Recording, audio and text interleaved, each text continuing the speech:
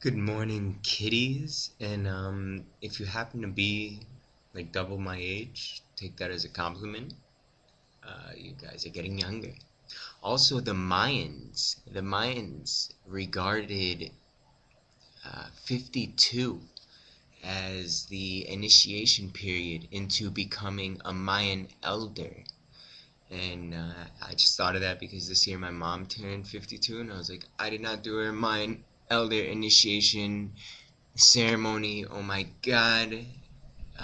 What was I thinking? Like, that would have been an amazing birthday present for my mom turning 52. That's kind of something wrong with our society. Really, like, uh, you're getting old, you become an elder, you're wise, respected, and it's something beautiful. You are able to pass down information to the lower generations that you held, built, from an internal state, collected from cosmos and the internal uh, infinity, peace, whatever. And so think on that one. If you're getting older, whatever. If you're younger than 52 still, look forward to that 52nd birthday, baby. You'll be becoming an elder. If you're past that, you're an elder. Be happy about that. Don't be like, oh my God, I'm gonna be 57 next year. That's stupid.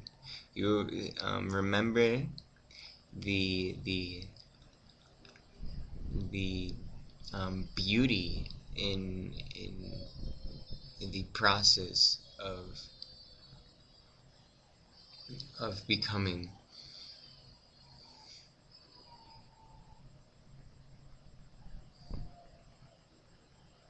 of the process of transformation and transforming your position in society.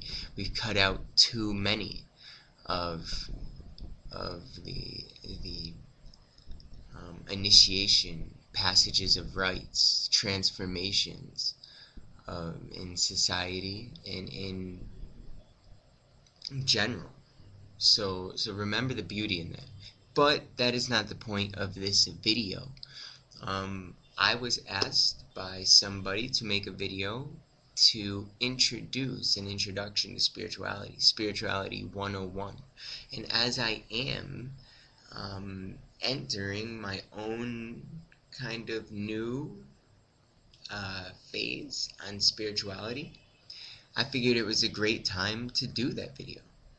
So, you're entering spirituality, or you've become aware that you want more in life, that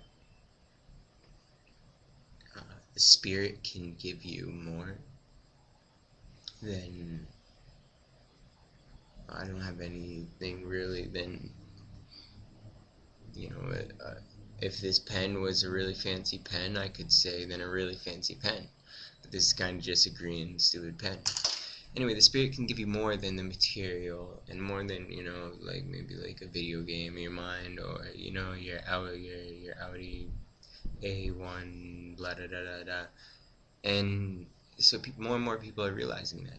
But what do? They're still in the system. They're still kind of like, oh my God, I'm trapped in this, but I kind of want more. What do I do? Or you're young and you're in school and there's no classes about human. Is it too much? It's probably more.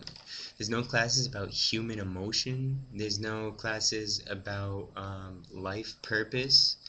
There's no classes about, a lot of things, like my individual purpose should be in elementary school, or how coping mechanisms for destructive emotions should be part of every school curriculum. They're not there. Why?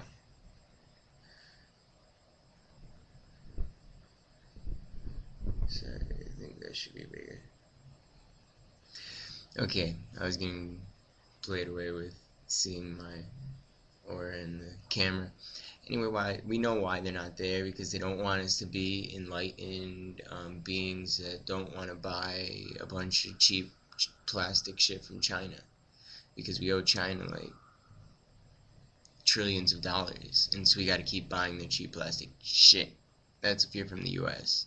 and probably most of the world. And if you're from a country that doesn't owe China money, they're probably buying your companies right now. So, whatever. Moving on.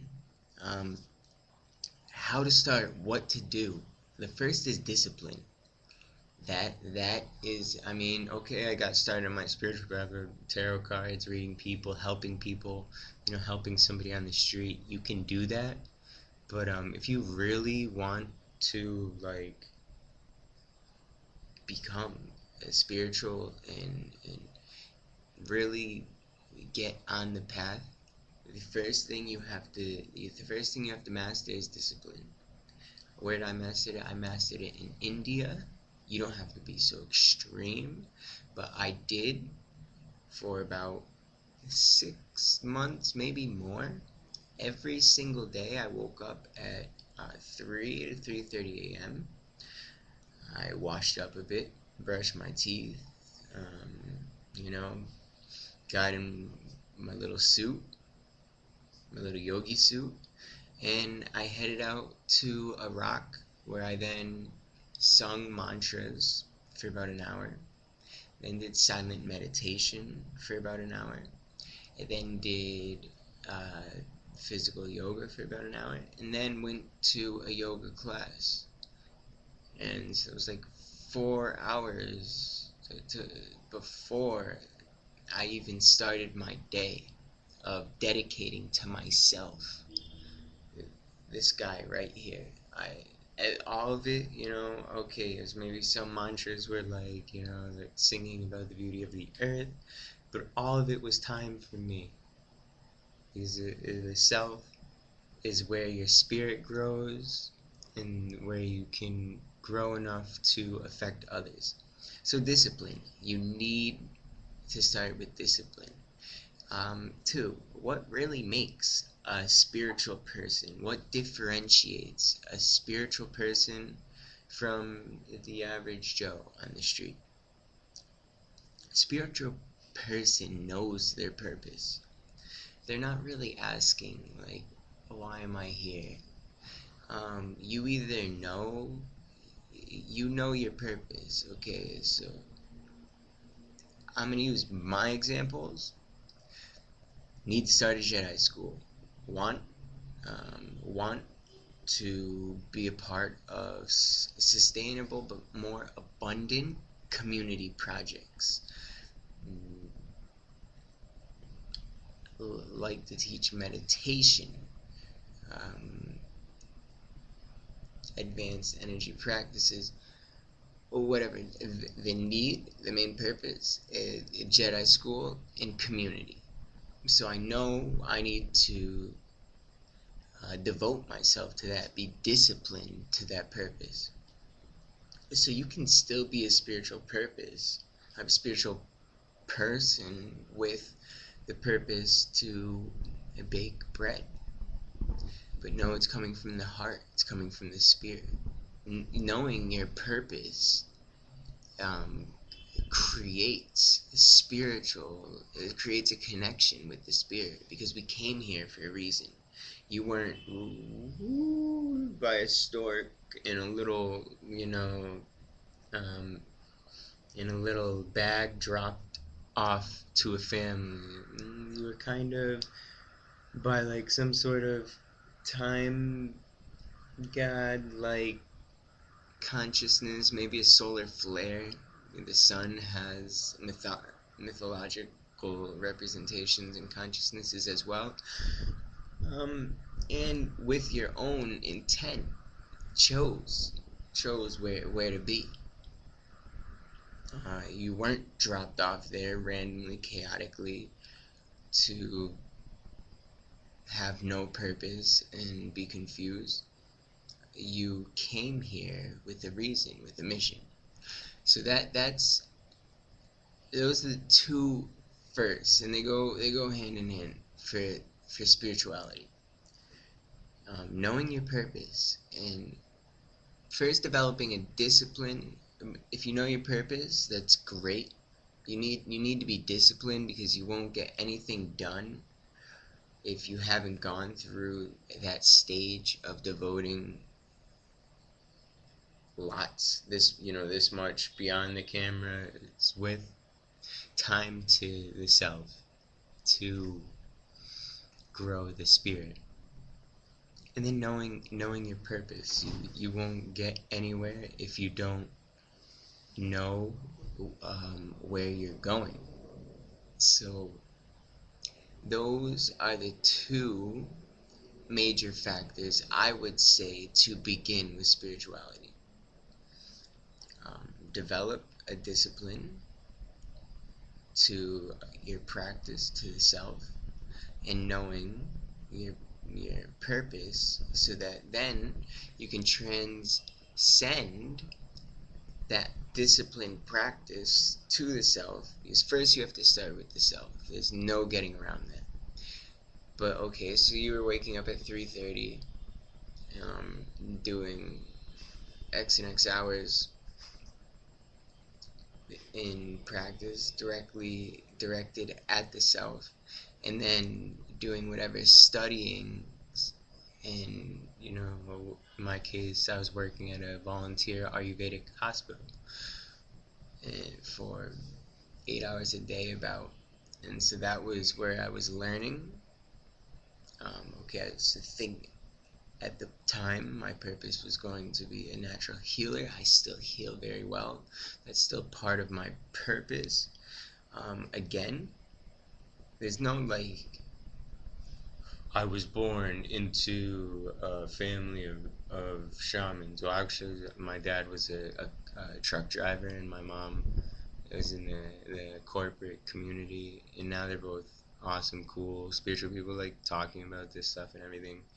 But it was I wasn't born into the blacksmiths, so I have to be a blacksmith maybe 500 years ago. Right now,